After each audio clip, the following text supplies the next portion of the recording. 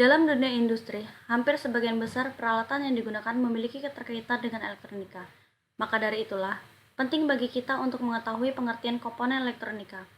Komponen elektronika merupakan elemen dasar yang dimanfaatkan untuk membentuk serangkaian elektronika. Biasanya, dikemas ke dalam bentuk diskrit dengan menggunakan dua atau lebih terminal penghubung. Di dalam suatu rangkaian elektronika, setiap komponen elektronika mempunyai fungsinya masing-masing. Fungsi-fungsi tersebut diantaranya adalah sebagai penghambat, penguat, penghantar, penyaring, dan juga berfungsi sebagai pengendali. Masing-masing dari komponen elektronika ini juga mempunyai nilai serta tipenya masing-masing. Dengan demikian, dapat menjalankan fungsinya sesuai keinginan para perancang elektronika. Komponen elektronika ini juga merupakan sebuah alat berupa benda yang dapat menjadi bagian pendukung suatu rangkaian elektronik, di mana mampu bekerja sesuai dengan fungsi kegunaannya. Elektronika adalah cabang ilmu yang mempelajari alat listrik arus lemah yang dioperasikan dengan cara mengontrol aliran elektron atau partikel bermuatan listrik. Dalam pengoperasian atau perakitan peralatan elektronika, dibutuhkan alat pendukung, yaitu alat ukur berupa multimeter, yang berfungsi guna mengukur besaran listrik baik tegangan atau arus, serta komponen elektronika. Pada multimeter terdapat dua bagian, yaitu display dan selektor. Display digunakan untuk menunjukkan nilai yang kita ukur dan selektor digunakan untuk memilih nilai skala yang kita inginkan. Untuk mengukur hambatan, putar pemilih skala pada mode ohm 1, 10, 1 kilo, atau 10 kilo. 2. Kalibrasikan dengan menghubungkan kedua probe dan putar kalibrasi jarum penunjuk berada pada angka 0, sebelah kanan skala penunjuk hasil pengukuran. 3. Baca angka yang ditunjukkan oleh jarum penunjuk. 4. Untuk mendapatkan hasil nilai hambatan, maka angka yang ditunjukkan oleh jarum penunjuk dikalikan dengan skala yang dipilih. Contoh, angka yang ditunjukkan sama dengan 10, skala penunjuk sama dengan 1 kilo.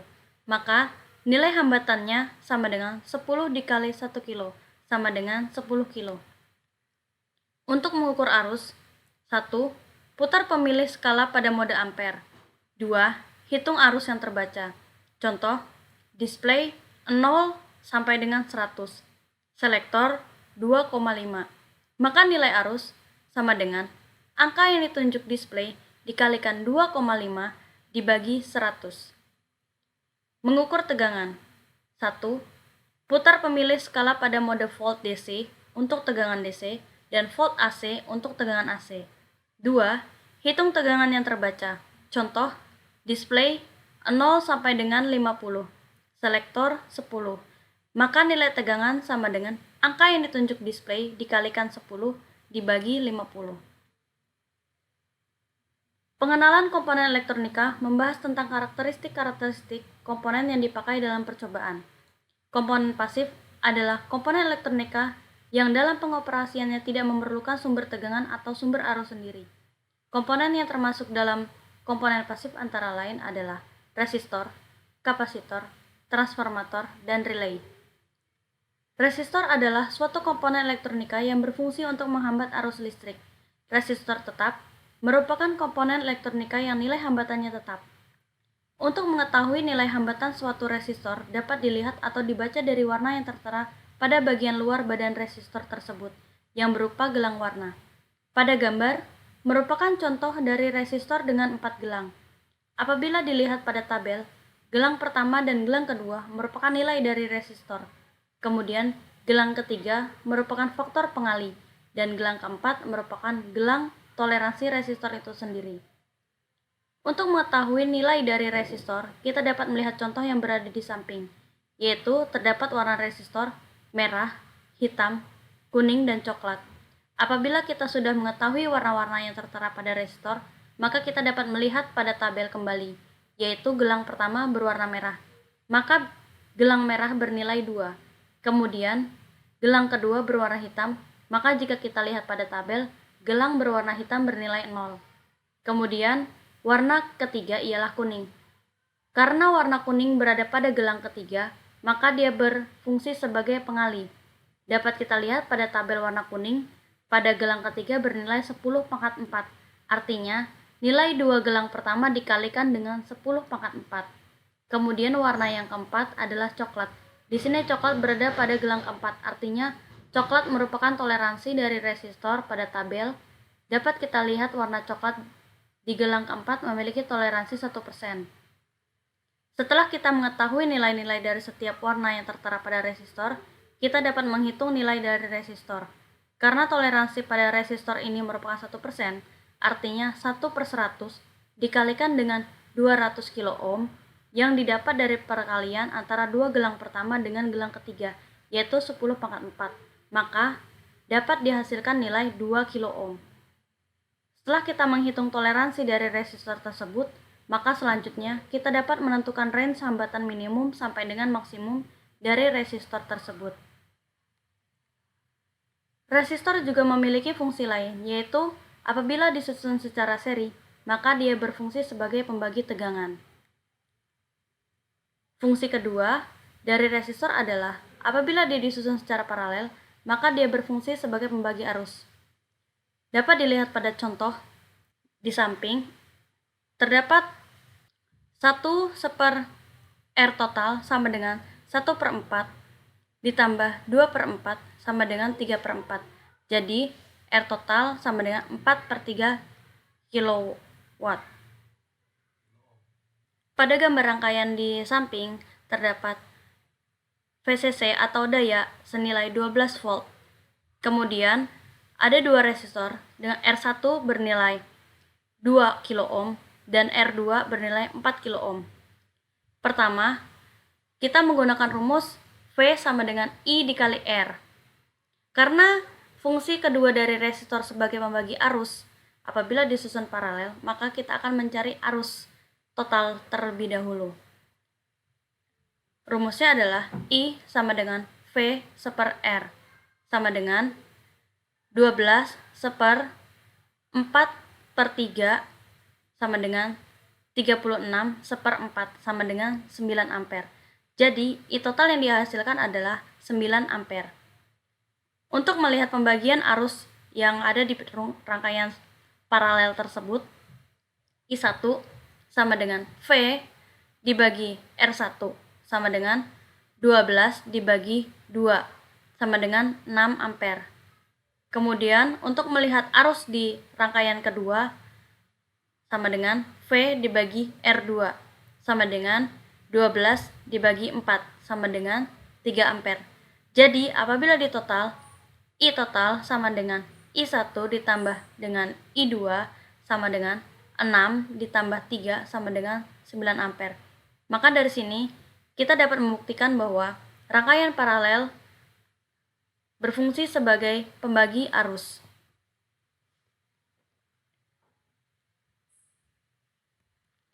Selanjutnya adalah resistor tidak tetap.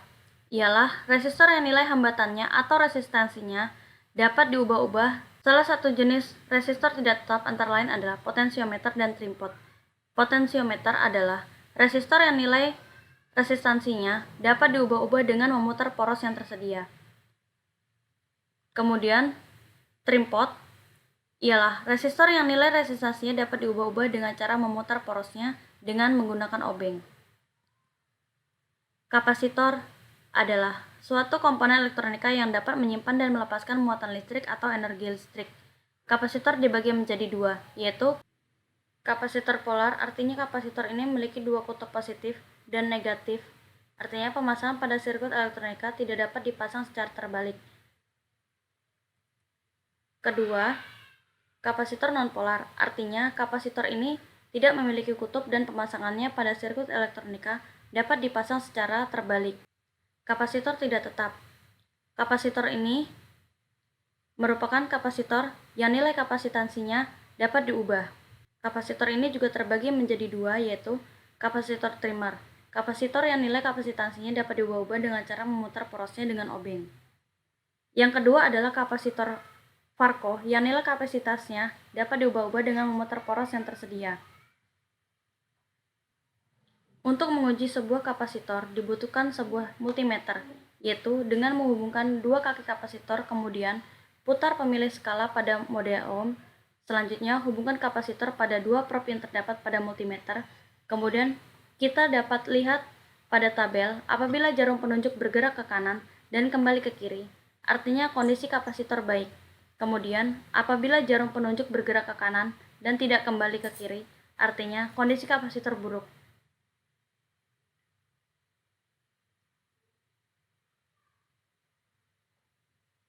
Dan apabila jarum penunjuk tidak bergerak, artinya kapasitor sudah tidak dapat berfungsi lagi.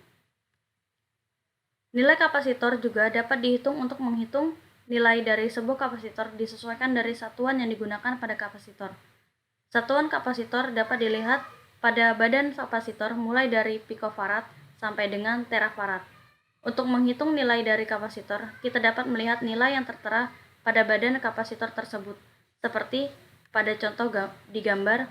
Dua angka pertama pada nilai kapasitor tersebut merupakan satuan yang digunakan pada kapasitor tersebut. Selanjutnya, untuk nilai yang tertera pada angka ketiga dari kapasitor merupakan nilai pengali dari kapasitor tersebut. Pada kapasitor terdapat kode huruf yang artinya ialah merupakan efisiensi toleransi yang digunakan pada kapasitor tersebut. Selanjutnya, terdapat nilai dengan satuan voltase, yaitu merupakan tegangan maksimal yang dapat digunakan pada kapasitor tersebut. Untuk selanjutnya, perhatikan dua tabel yang tertera pada tampilan di bawah. Sebagai contoh, perhitungan kapasitor, apabila terdapat kapasitor dengan nilai 103, maka dua angka pertama yaitu 1 dan 0 menunjukkan angka atau nilai. Kemudian, angka 3 pada kapasitor merupakan faktor perpangkatan atau pengali. Dapat dilihat pada tabel, apabila angka pada kapasitor bernilai 3, maka faktor perpangkatannya adalah 10 pangkat 3 dengan satuan pikofarad.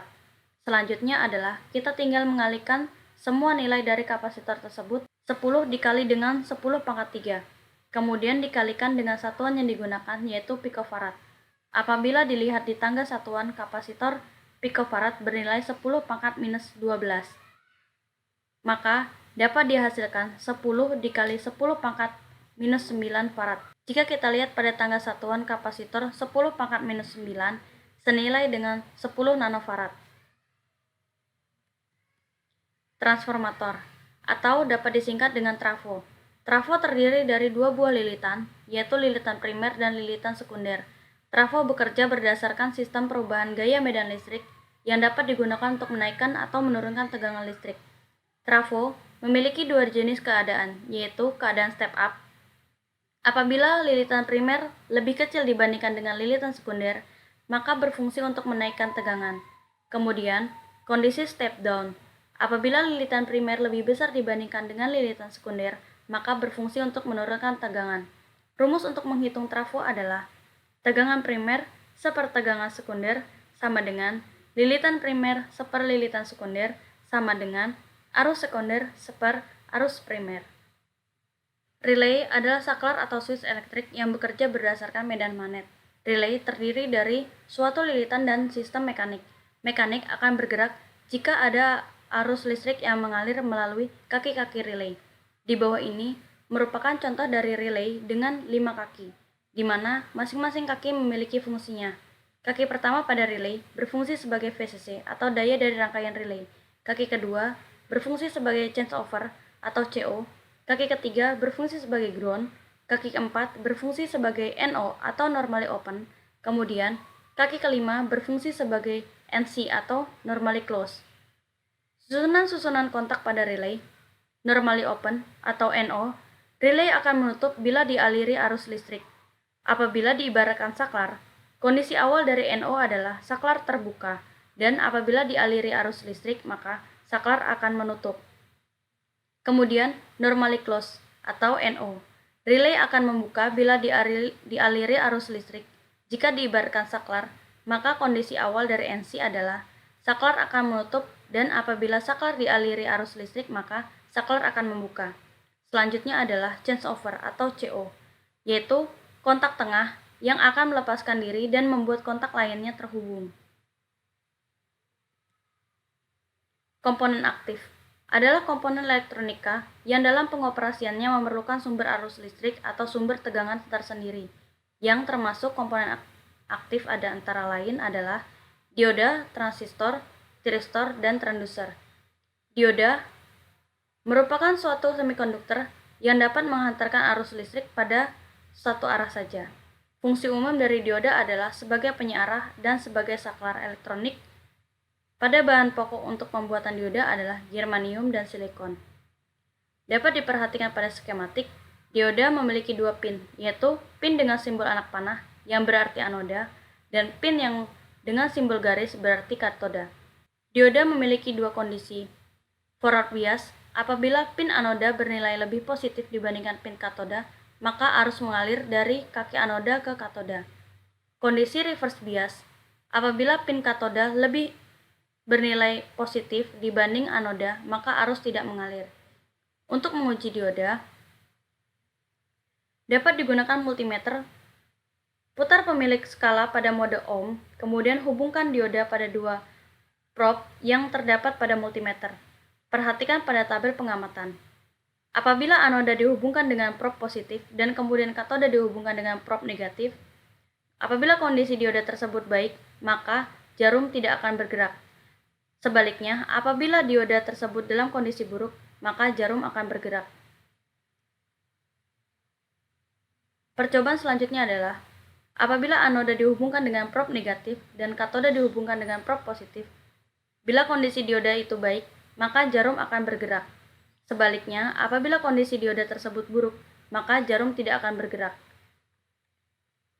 Transistor adalah sebuah komponen elektronika yang berfungsi sebagai saklar elektronik, juga dapat berfungsi sebagai penguat sinyal masukan. Transistor bipolar adalah transistor yang memiliki dua persambungan kutub, umumnya memiliki tiga kaki, yaitu basis, emitor, dan kolektor. Transistor bipolar terdiri dari dua jenis, yaitu transistor NPN atau negatif positif.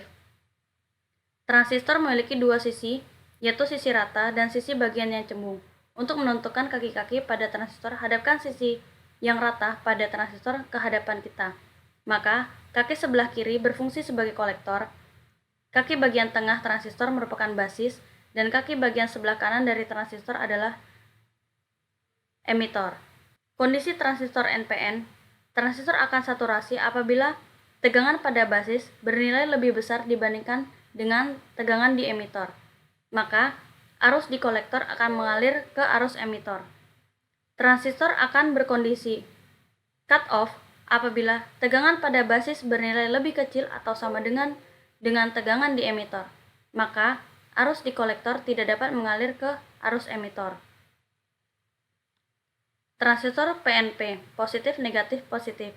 Untuk menentukan kaki-kaki pada transistor, cara membacanya sama seperti pada transistor NPN. Hanya saja yang membedakan antara transistor PNP dan NPN adalah kondisi saturasi dan cut-off. Pada transistor PNP, yaitu kondisi transistor akan saturasi apabila tegangan pada basis lebih kecil dibandingkan dengan tegangan emitor.